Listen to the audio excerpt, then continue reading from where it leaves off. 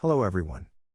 Bitcoin crashed on the news that third largest crypto exchange, FTX, was a possible new casualty of crypto meltdown.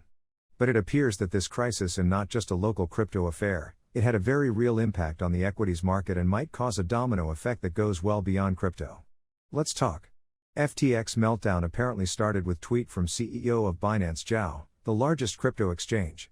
He tweeted that Binance will start liquidating its FTX-related tokens as a precaution. Here is a summary of his tweet by Washington Post. Zhao also compared crypto token associated with FTX to Luna, the disgraced token that cratered in the spring, and said he had moved to sell nearly $600 million of them. It was not an idle troll. The move appeared to sow panic, as investors traumatized by Luna's earlier crash rushed to sell.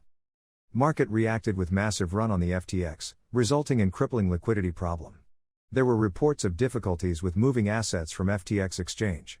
I have seen some opinions that it was a takedown by Binance of its biggest rival, but it's hard to prove. If anyone in the audience thinks there could have been a foul play, let us know in the comments. I think it is plausible. Would have been a reckless move, but no one probably will know for sure. Recent news indicated that Binance might bail out FTX exchange. But as of the latest releases, it appears Binance is canceling its intention to acquire FTX, leaving FTX exposed to a complete collapse. If this to happen, consequences are hard to predict.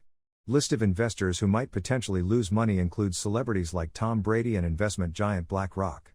And if BlackRock will not likely go under because of one of its numerous projects went sour, many clients of FTX might be financially ruined. Technically, a regulated exchange should not have a problem with liquidity. After all, exchange is just a custodian of assets. It is not a bank where customers' deposits are sold time and time again via fractional reserve system. Exchange should be just an intermediary between buyer and seller. According to the statements from FTX's management, they recently undergone a complete audit and had at least $1 billion in reserves. The problem is, since the beginning or the collapse, a total of over $6 billion equivalent has been moved from the exchange. So despite all the assurances from FTX, there are reports that FTX exchange mishandled clients' accounts. Here is article from Reuters citing a reason for Binance pulling out of the deal to save FTX. As a result of corporate due diligence, as well as the latest news reports regarding mishandled customer funds and alleged U.S. agency investigations, we have decided that we will not pursue the potential acquisition of FTX.com, Binance said in a statement on Wednesday. I feel sorry for all clients of FTX and I wish they all will be able to recover their assets. But there is a lesson for all of us here. Trusting your keys to a third party, even as reputable as one of the largest crypto exchanges, puts you at risk. Better solution would have been to store long-term assets offline in your private wallet. This obviously doesn't apply to those who trade actively, but it needs to be considered. Also, it raises a question about diversifying into assets that you have a physical custody of. Like gold and silver bars and coins. I am not a financial advisor, this is what I do personally and I just share my opinion. Now to the last point I wanted to discuss today. Effect of crypto on a broad equity market. Yesterday, on the news of FTX collapse, S&P dropped almost 100 points. Almost in tandem with a drop in Bitcoin.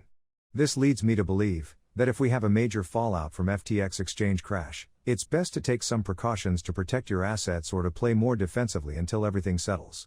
You just don't know how far the contagion can spread. Given the absence of any government or private backstopping, like FDIC insurance, large crisis might have a domino effect on other crypto operators, which in turn can cause an uncontrolled ripple effect elsewhere. I am not a financial advisor, and everything can be fine. I will start getting back into crypto at some point again, but for now I would exercise caution. Please subscribe and let me know in the comments if you think this is a danger zone or a good buying opportunity. Until next time.